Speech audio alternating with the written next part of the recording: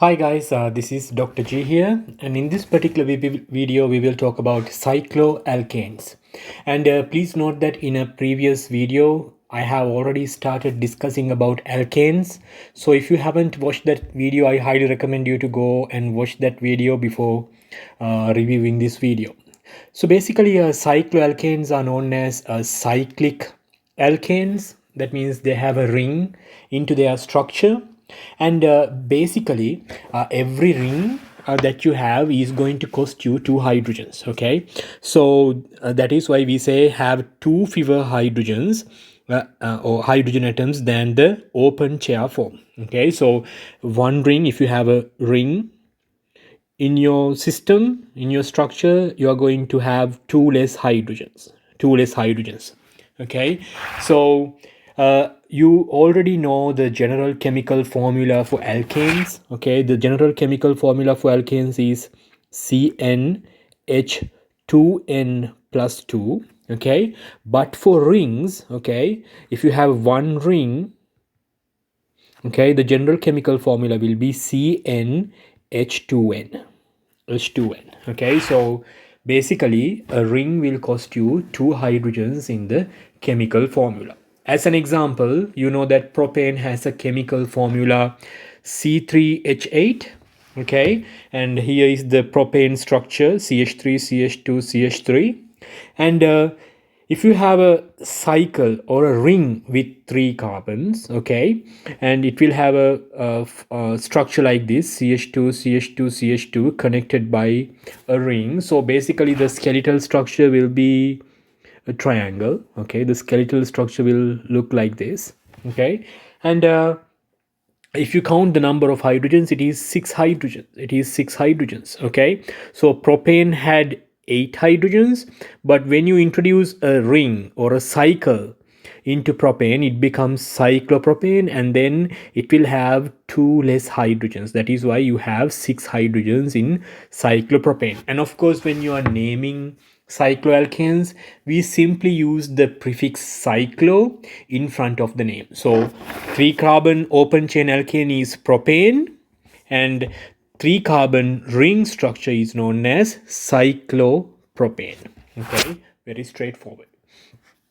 All right, so in the next slide I have the four most common cyclic alkanes that you will find in organic chemistry.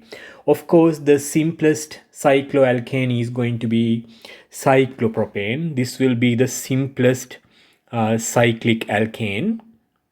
And of course, you can't have a cycle with less than 3 carbons. That is why cyclopropane is the simplest one.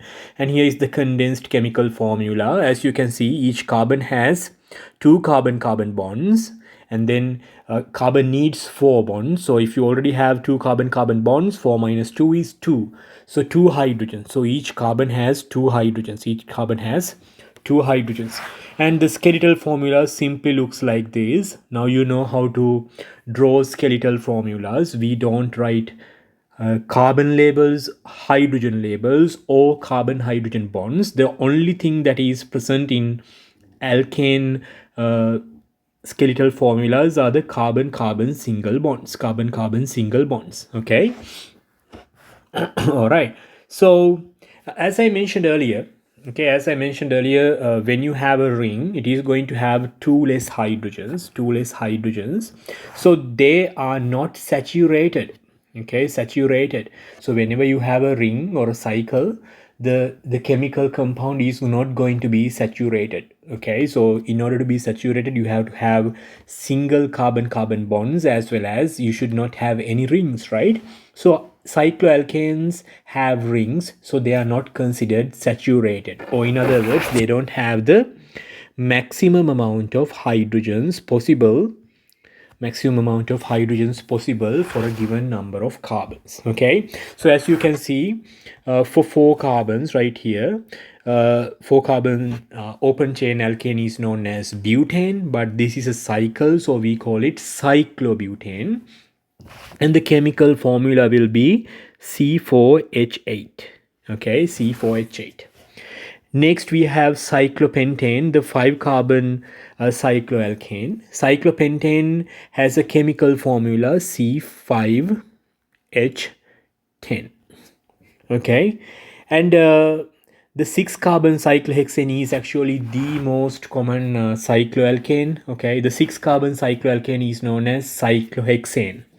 Cyclohexane has the chemical formula C6H12. Once again, this is the most common or naturally found cycloalkane, and it is very stable. It is very stable.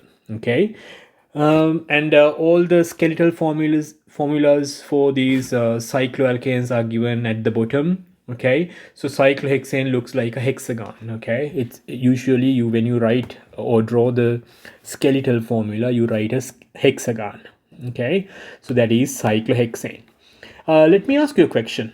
Okay, let's say you have a cycloalkane. Let's say you have a cycloalkane with 7 carbons. With 7 carbons. Okay, if you count the carbons, you will see that it has 7 carbons. It has 7 carbons. So what would be the name of this compound? For 7 carbons, the open chain alkane name is heptane, and you have to put cyclo word in front of this heptane to get the name of this cycloalkane. So this will be cycloheptane.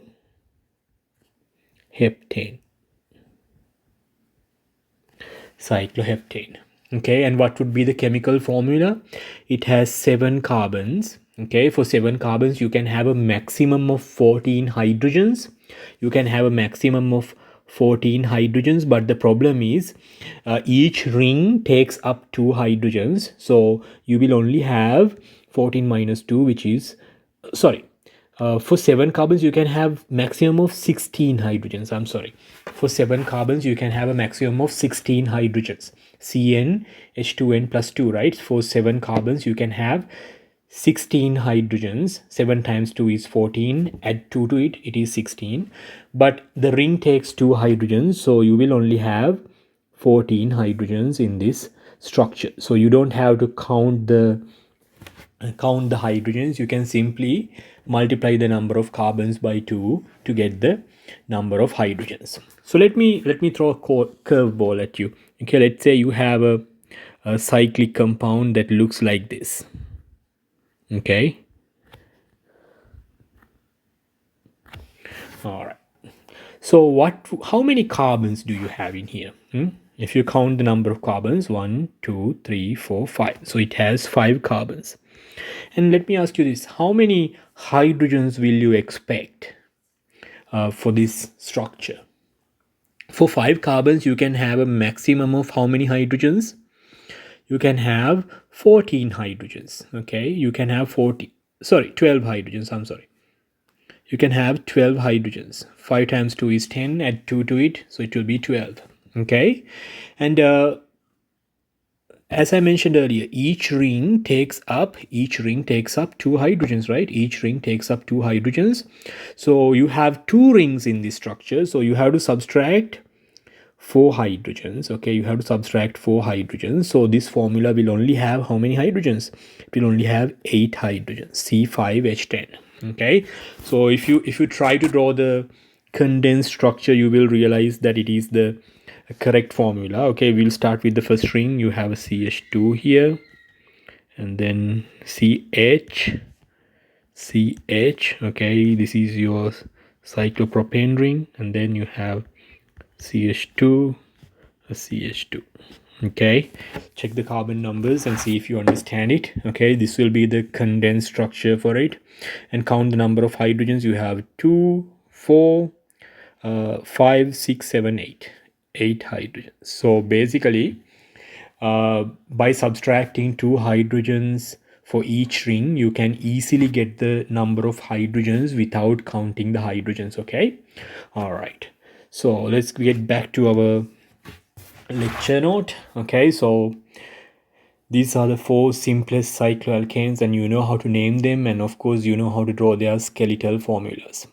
And naming it is very straightforward. Okay, so in here you have the 5 carbon ring. Okay, 5 carbon rings, so it will be a pentane, but since it is a cycle, it will be cyclopentane. And for practicing purposes, let's see if you could name the one on the top. Okay, so it is an alkane. It is an alkane, and then how many carbons does it have? 1, 2, 3, 4, 5, 6, 7, 8. Every end and a bend is a carbon. Okay, so you have 8 carbons. So the Greek prefix for 8 carbons is what? Oct. Okay, and then you always put "ane" at the end, so it will be octane. Okay, it will be octane. So that is the name of the alkane. Okay, all right, so I have another study check in the next slide. Okay, so I recommend that you guys pause the video and then see if you could name it. Okay, name these 4 compounds. Compound A, it has 4 carbons, so it will be butane. Compound B is cyclopropane. Compound C is octane because it has 8 carbons, and compound D will be cyclohexane. All right, with that I'm going to conclude this video, and then in the next video we will talk about alkanes with substituents. Let me know you guys have any questions. Okay, if you guys have any questions, let me know. You guys have a good one. Take care.